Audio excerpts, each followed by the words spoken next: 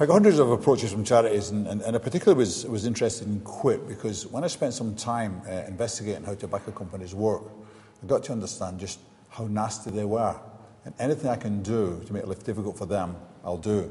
And Quit's a great organisation that its mission is to stop people smoking, to help them to stop. And there's so many people addicted to cigarettes, they need help to stop.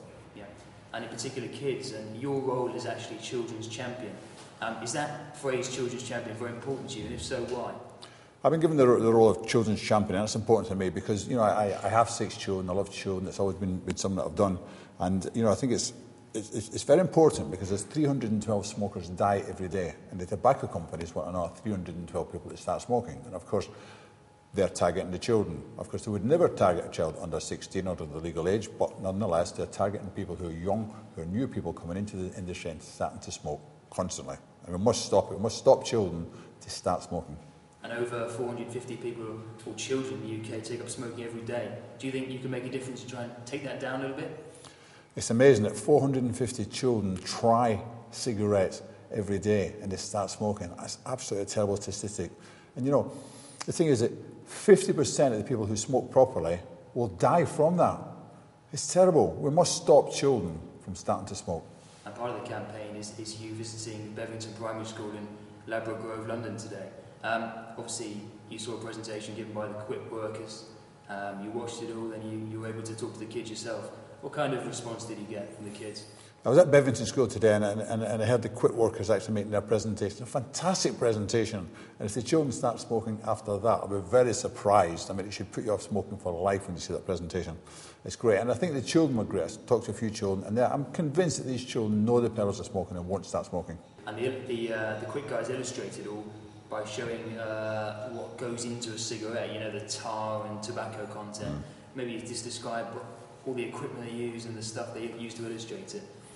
Yeah, the team from Quit actually put some things into a glass to represent what goes into cigarettes. It's amazing the terrible things that go into cigarettes. You would not believe how many horrible things there are.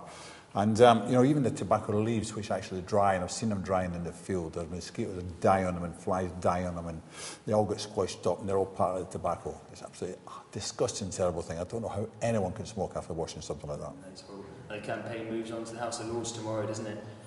Maybe you just give us a bit of background about that event and what you hope to achieve.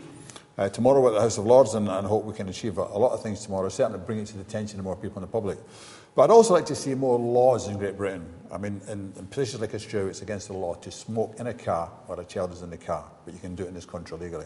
Things like that. And the advertising of cigarettes, which we're now banning, should have been done many, many years ago. Vending machines are still selling cigarettes, and children can use a vending machine. We should ban cigarettes in vending machines. There's a lot more we can do. I think we really need to stop people actually smoking in pavements. Children walk along, they've got small lungs, they breathe in the smoke, it damages them. We have to stop it. And you're passionate about this, aren't you? It comes across as so important for you. This is not going to be the end of it, is it? That you'll continue the campaign after tomorrow's event, and you're involved in No Smoking Day as well? I think tomorrow is the beginning of it. Tomorrow we'll continue with this campaign forever and continue, hopefully, to make cigarette companies suffer. What I can't understand is why cigarette companies don't think, we've got all this money coming in, one day people are going to stop smoking. Why don't we just start doing something else, like building hotels and doing other businesses that don't kill people? Yeah. But they don't. They continue focusing on selling the cigarettes and driving about in the nice big posh cars. Just lastly then, I know you've got kids yourself. What would you say to them if they started to smoke? I set up a trust fund some time ago for my children, and one of the rules in the trust fund is if you start smoking cigarettes, you get cut off the trust fund. Now, one of my children started smoking, and I could smell it in her bedroom. So I just stopped the trust fund money. And she rang me, and she says, Dad, my money hasn't come through. I says, I know. I stopped it. She says, why? I said, because you broke a rule. She says, what rule? I says, don't break 2. I said, what do you mean? She says, what do you mean? I says, well, one of the rules is don't lie to your dad. Now, you know what rule you've broken. Tell me what it was. She says, was it smoking? I said, yes. She said, Dad, but you're trying to control me. I says, no, I'm not. If you want to smoke, you're going to smoke. You're just not getting money from the trust fund. I'm not paying to give you cancer and let you die. She stopped smoking.